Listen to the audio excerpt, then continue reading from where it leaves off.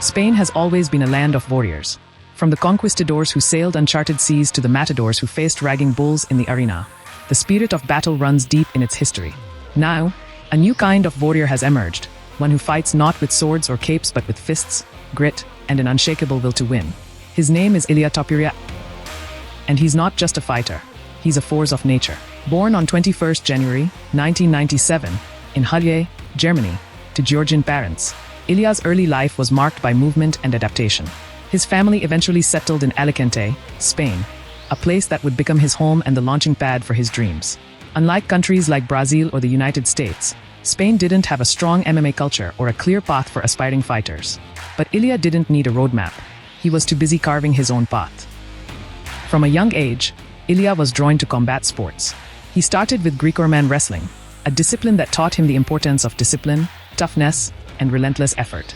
Wrestling became the foundation of his fighting style, but Illia wasn't content with just one skill. He wanted to be the best everywhere, on the ground, on his feet, and everywhere in between. Soon, he discovered Brazilian Jiu-Jitsu, a martial art that complemented his wrestling perfectly. Illia's dedication was unmatched. He trained tirelessly, honing his technique and mastering the art of submissions. His hard work paid off when he earned his black belt, a rare achievement for someone so young. But Illia wasn't done. He knew that to become a complete fighter, he had to sharpen his striking.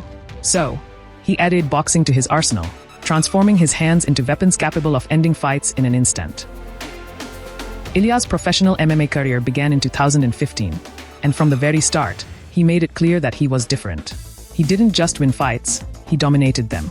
Submissions, knockouts, and pure aggression became his trademarks. By the time the UFC came calling in 2020, Illia had already built a reputation as an undefeated phenom with a killer instinct. His UFC debut came on short notice against Youssef Jalal, a tough opponent with more experience in the Octagon. Most fighters would struggle under such pressure, but Illia made it look easy. He controlled the fight from start to finish, earning the unanimous decision victory. It was a solid start, but Illia was just getting warmed up. What followed was a rampage through the featherweight division. Damon Jackson, Ryan Hall, Jai Herbert, and Bryce Mitchell, all of them fell before Illia's relentless pressure and skill. Each fight showcased a different aspect of his game, proving that he was more than just a one-dimensional fighter. Against Ryan Hall, a submission specialist known for his unorthodox style, Illia didn't just survive. He knocked Hall out cold in the first round. It was a statement win that silenced any doubts about his striking ability. Then came Jai Herbert, a dangerous striker with knockout power. Early in the fight, Herbert landed a clean shot that wobbled Illia. But instead of backing down, Illia dug deep and turned the tide. In the second round, he unleashed a brutal combination that left Herbert unconscious on the canvas. It was a reminder that Illia wasn't just skilled, he was fearless. But the fight that truly announced Illia's arrival as a title contender was against Bryce Mitchell. Mitchell was undefeated and known for his suffocating wrestling and unorthodox style. Many thought he would be Illia's toughest test yet. Instead, Illia made it look easy. He dominated every round, showcasing his improved striking and defensive grappling before finishing Mitchell with a flawless performance. Then came the moment that changed everything, UFC 298. Alexander Volkanovski. The featherweight championship. Volkanovski was considered one of the greatest featherweights of all time, a dominant champion who had beaten the best of the best. But from the opening bell, Illia made it clear that he was there to make history. His speed, power, and precision overwhelmed Volkanovski. In the second round, Illia landed a clean right hand that sent the champion crashing to the canvas. The referee stepped in, and just like that, Illia Topuria became the first Spanish UFC champion. The crowd erupted, and Illia stood tall, the new king of the featherweight division. But Illia wasn't done making history. UFC 308, he faced Max Holloway, a legend of the sport and one of the most respected fighters in MMA history. Holloway, a former featherweight champion, had never been knocked out in his career, until he stepped into the Octagon with Illia Topuria. The fight took place at the Etihad Arena in Abu Dhabi, UAE, and the atmosphere was electric.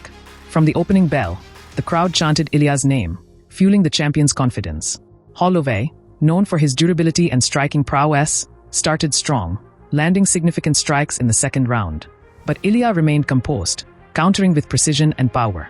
The decisive moment came in the third round.